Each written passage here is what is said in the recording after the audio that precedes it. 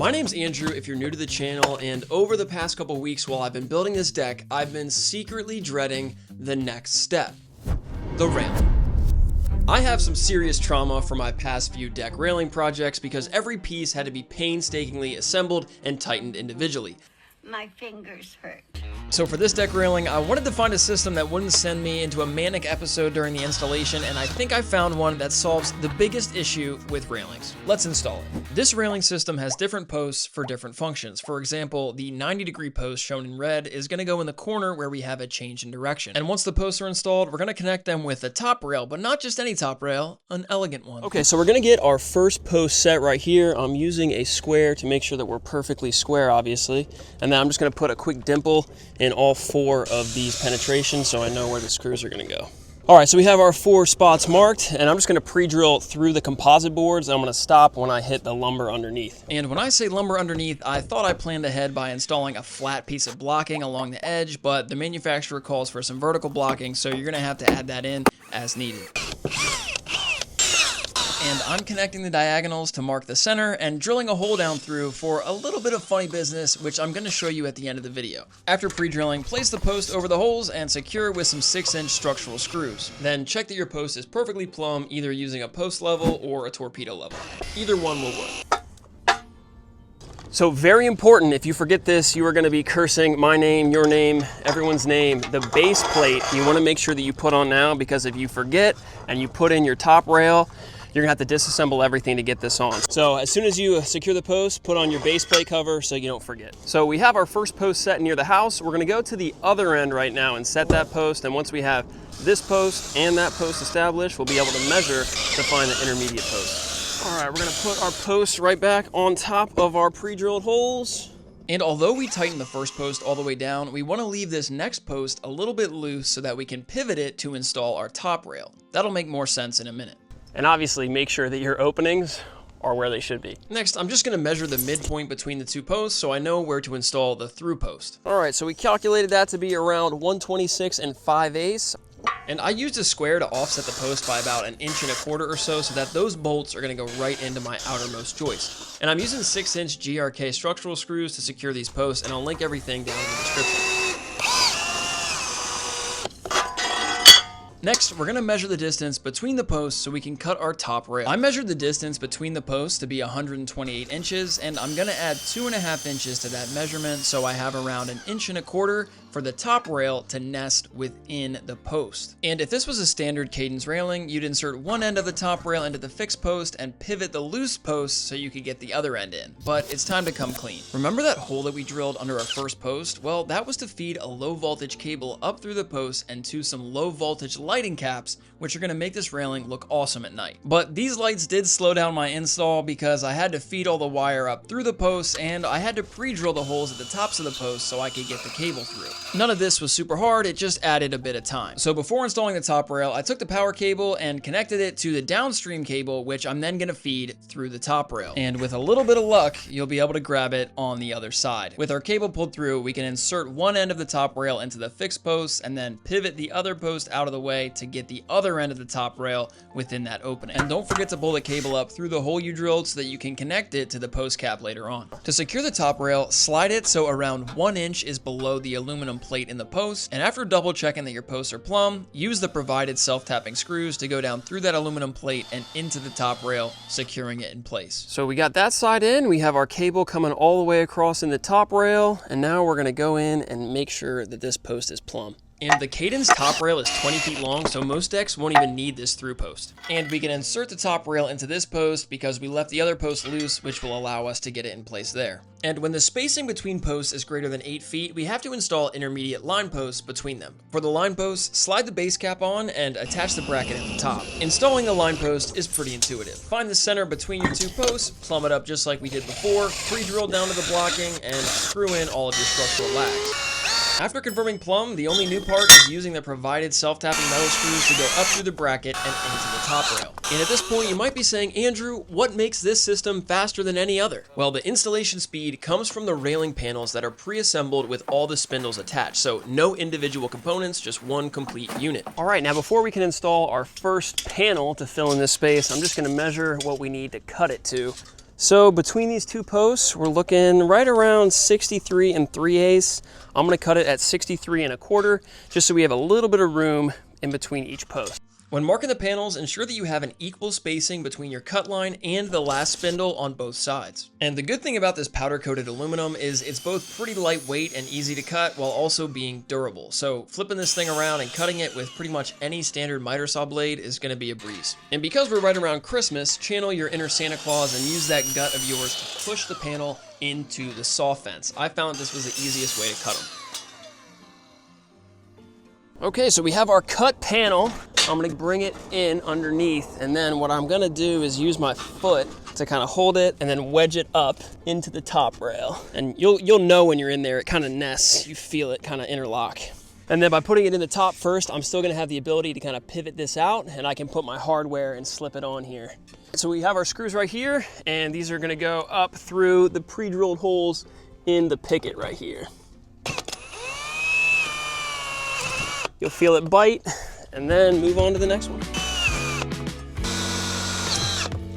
And this top rail is ICC certified as a graspable handrail, which in my research apparently matters. All right, so we have the top locked in. We're still gonna have enough wiggle room to pivot it out and get our hardware in right here. And you can see there's two pre-drilled holes on the post, so when we move it over through these guys right here, and those are gonna go directly into the pre-drilled hole. All right, so we have this comically long extender here, but it's gonna make it easier.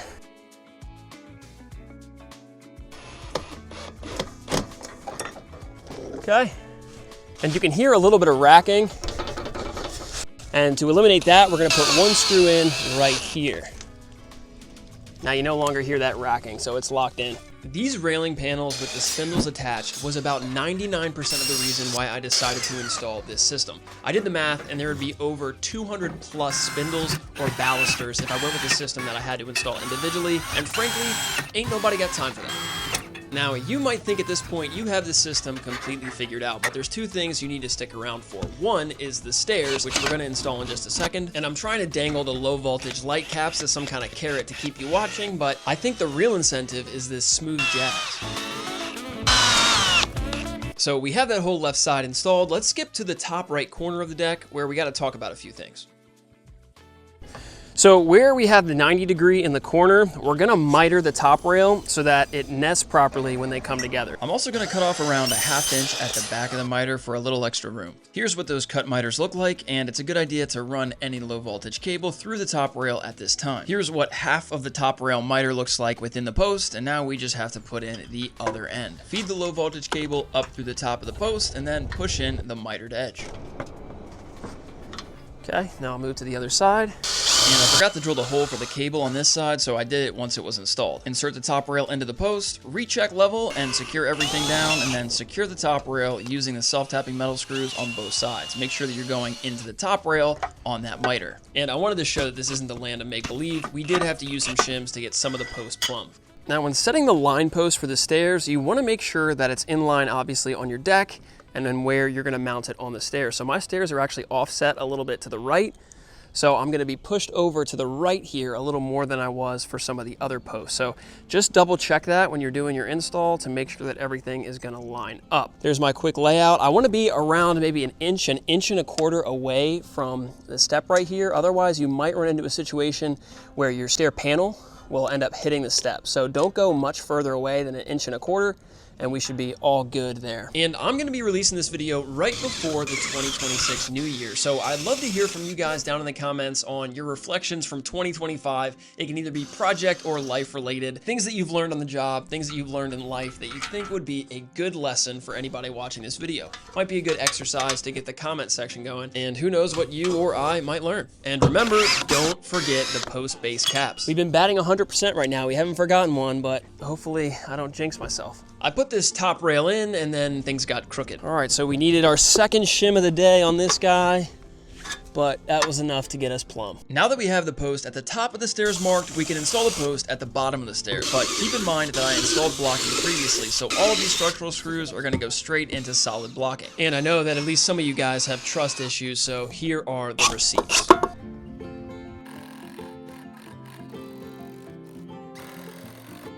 And I'm actually really happy with how these steps turned out, and I'll link the video down in the description because I did something that I think is going to help these stairs to last a really long time. And I'm going to need an intermediate line post in the middle of these stairs, so I'm installing the blocking for that now. We're going to mount this bracket to the post at the top of the stairs. This is going to receive the top rail. I position the mark so it'd be in line with the top rail on the other side of the post. After centering the bracket, attach it to the post using the provided self-tapping screws. And we're gonna be putting the cable through here. So we pre-drilled that in the bracket. Now I just gotta drill it through the hole. And these lights better be worth it because I feel like this doubled the time it took to install this railing. At the bottom of the stairs, we're gonna attach the upward facing bracket to the post at the same height as the top bracket as measured from the decking boards below. The standard cadence stair system is designed for 35 degrees. So those brackets have a 35-degree pitch, so we're gonna match that by cutting the top rail at 35 degrees. All right, so we're gonna put our top rail in this bracket here, make sure that it's pushed all the way in. And then what we're gonna do is make a mark by scribing it so it's in line with that bracket. I'm gonna go ahead and mark it right here, about 1/4 inch or so inside of the post. Now we'll just make our cut at that same 35-degree angle. And although I was pretty much able to install the flat part of the railing by myself, I was able to solicit some help for the stairs, which is great because now I get to blame somebody else for this. And you're not gonna believe it, but I forgot the base plate cover on probably the most complicated post that we've installed so far. So gotta take everything off and put this guy on. See, I was warning you guys and I'm right there with you. Hopefully I don't jinx myself. Okay, so we had to take this bracket off, but it wasn't too bad. It took like 2 minutes. Let's get the base plate on there. Just don't forget, if I do it again, I'm gonna lose it. Next, we're gonna lock in the top rail into the bracket at the bottom and the top of the railing, and now it's time to install that intermediate post that I mentioned earlier. So that's pretty level right there. I like that. Now I'm gonna take my bracket, and the bracket is gonna slide in here underneath the top rail, and I'm gonna mark at the top of this bell here, and that's gonna receive all of this line post. So make sure you're plumb. And then we're gonna mark and cut that sucker on the miter saw.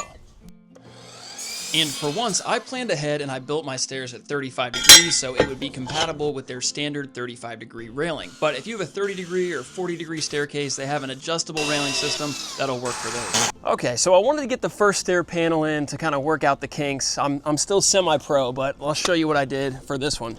The idea is we're gonna preliminarily place the panel and then make some adjustments to get it even at the bottom and the top so that it's uniform. But it doesn't really matter what it looks like as long as it looks the same at the top. So right there, it's basically right at a picket, and then I have the same spacing up here. So for example, I have it positioned so that I'm basically right in front of this picket.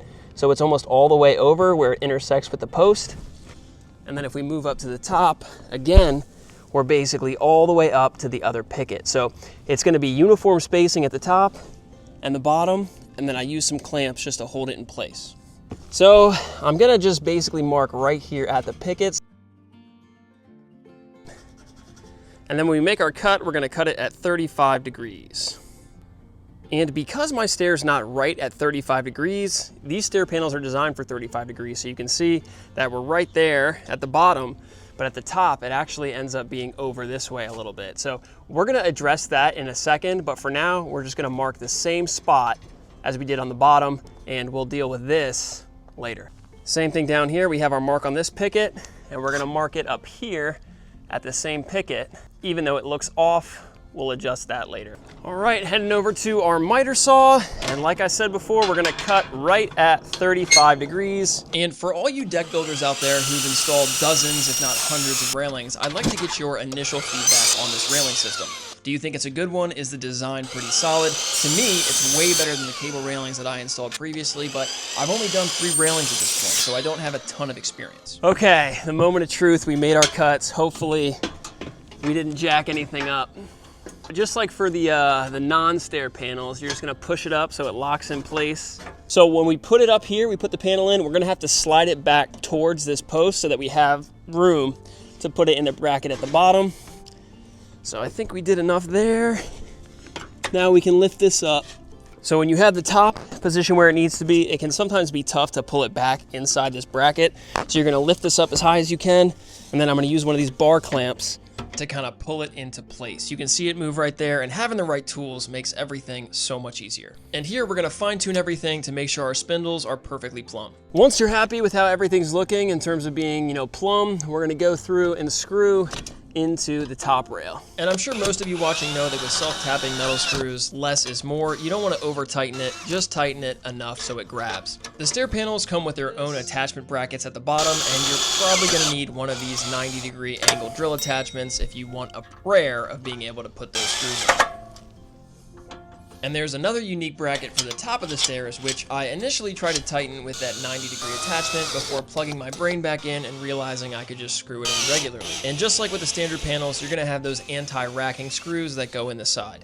And then lastly, I'm gonna go back and secure the top of this bracket to the top rail above.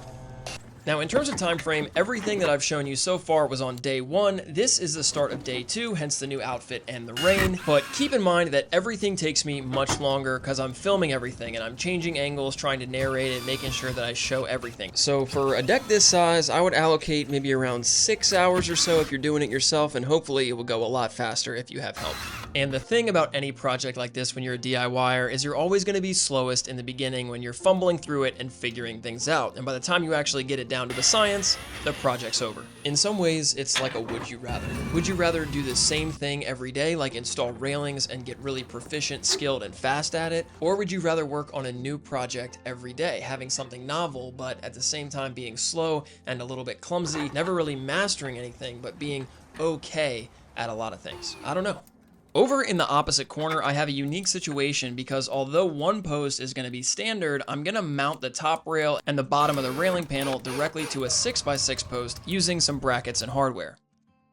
And then we're going to install the panel the exact same way. The only difference is at the bottom there, instead of going into the pre-drilled holes in the post, we're going to go directly into the wood. And the last part of this installation is to take care of any of the final touches associated with the low voltage lighting and getting it routed to each of the post caps.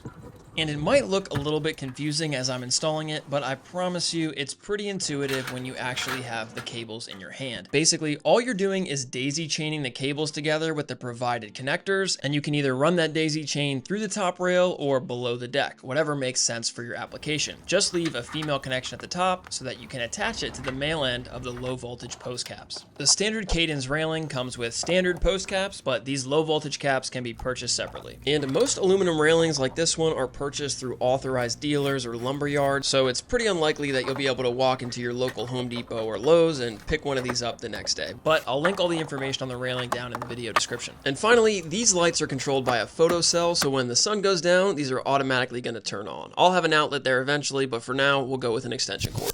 Now let's take a quick reminder look at this deck without a railing, and here's a look at the final result.